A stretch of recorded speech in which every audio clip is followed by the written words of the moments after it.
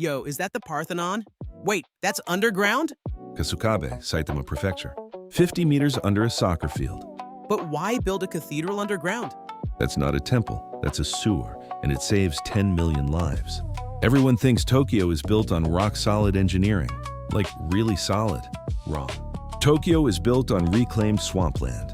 And without one secret weapon, half the city would flood every single summer.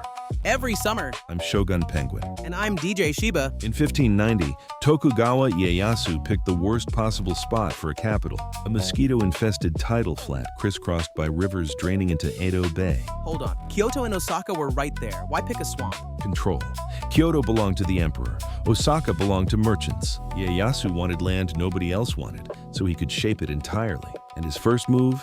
Redirect the entire Tone River, Japan's largest river by drainage basin, eastward to the Pacific Ocean, away from Edo. He moved a river? Over 60 years, from 1594 to 1654, the Tone River Eastern Diversion, Tonegawa Tozen Jigyo, wasn't just engineering, Shiba, it was a political weapon. How is moving a river political? Whoever controls the water controls the rice paddies, controls the trade routes, controls who eats and who starves. Flood control was literally samurai governance. They also developed the Kanda Josui aqueduct system by the mid-1600s.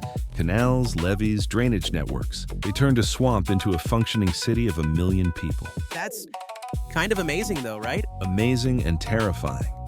Because here's the paradox.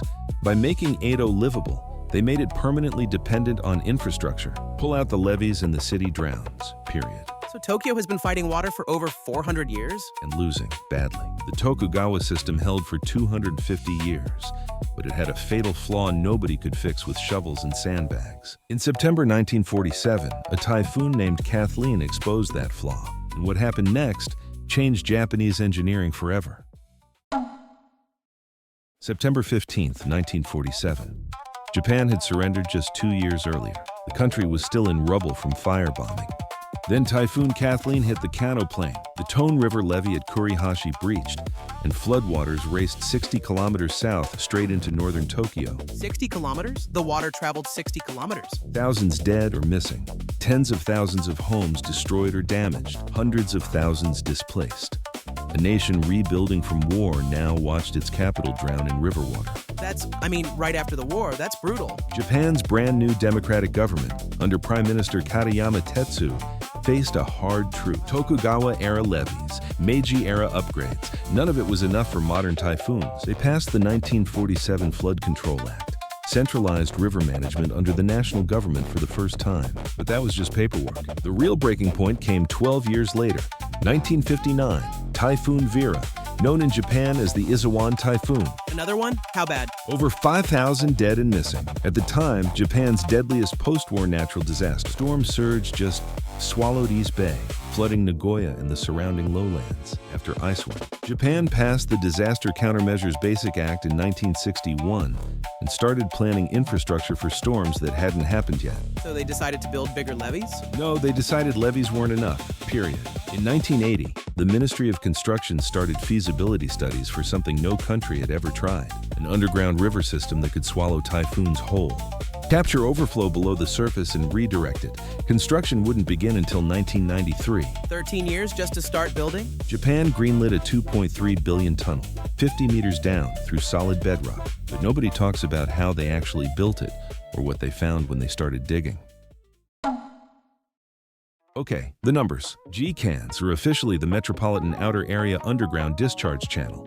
Shutoken Gaikaku Husuiro, 6.3 kilometers long, 50 meters underground. A 10.6-meter diameter tunnel connecting 5 vertical silos, each one roughly 30 meters across and 70 meters deep. 70 meters deep? That's like a 20-story building going straight down. Total cost, 230 billion yen, roughly $2.3 billion. 13 years of construction, 1993 to 2006. More expensive per kilometer than the Channel Tunnel. More than the Channel Tunnel per kilometer? Here's how it works. The system intercepts overflow from 5 rivers, the Osawa, Naka, Kuramatsu, Moto Arakawa, and Ada rivers, before they flood residential areas. That water drops into the silos, races through the tunnel, and hits the Chosui Suiso, the pressure-regulating tank. That's the underground Parthenon everyone photographs. The one with all the pillars? The Instagram one? That one. 177 meters long, 78 meters wide, 25 meters tall, 59 pillars, each weighing 500 tons. Its only job is to slow the water down before pumping it into the Tokugawa River at 200 tons per second. 200 tons a second.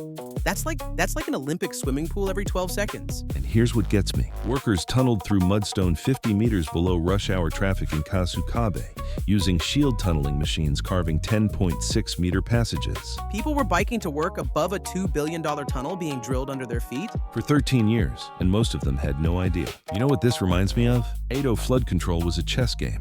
Every river moved to protect the king's castle. G-Cans is the final checkmate. Same philosophy 400 years later. Don't fight the water, redirect it. But now the board is 50 meters underground. 400-year checkmate. I love that. And nothing else in the world works like this. London's Thames Barrier blocks storm surge but can't handle river flooding. The Netherlands Delta Works are all surface level. New Orleans post-Katrina is mostly levees and pumps. G-Cans is the only system that captures river overflow underground and redistributes it. A fundamentally different approach. Okay, but does it actually work? In October 2019, the most powerful typhoon in decades made landfall, and G-Cans faced its ultimate test. October 12, 2019, Typhoon Hagibis, Typhoon 19 Go. It had reached super typhoon strength at its peak and was still catastrophically powerful when it made landfall. Nearly 1,000 millimeters of rain in 24 hours at localized peaks across Kanto. Rivers breached in 142 locations across Japan. 98 people died. The Tama River flooded Kawasaki.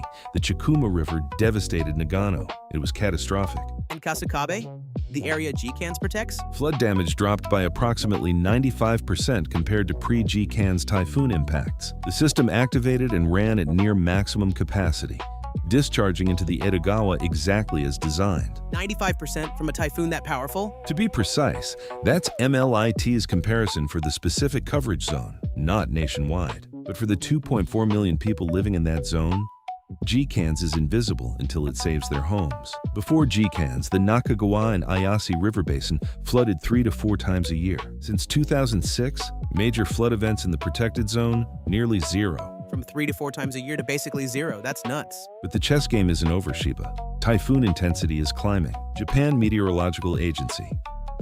Data shows Category 4+ typhoons reaching Kano have increased about 30% since 1980. G-Cans was designed for 1990 storm models. Japan is already studying expansion, more silos, deeper tunnels, AI-driven flow prediction. Are other cities watching this? Jakarta is sinking, in some of its worst-affected coastal districts, by many centimeters a year. Bangkok, Houston, Mumbai, all drowning.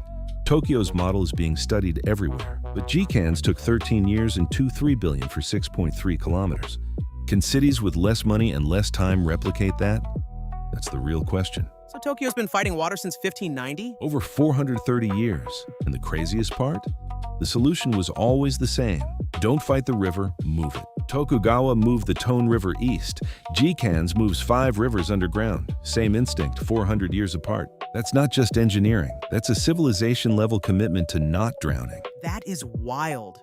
Next time you see that underground Parthenon photo, just remember it's not there to look cool. It's there because a shogun picked a swamp 400 years ago. Leave a comment. What's the craziest piece of hidden infrastructure in your city?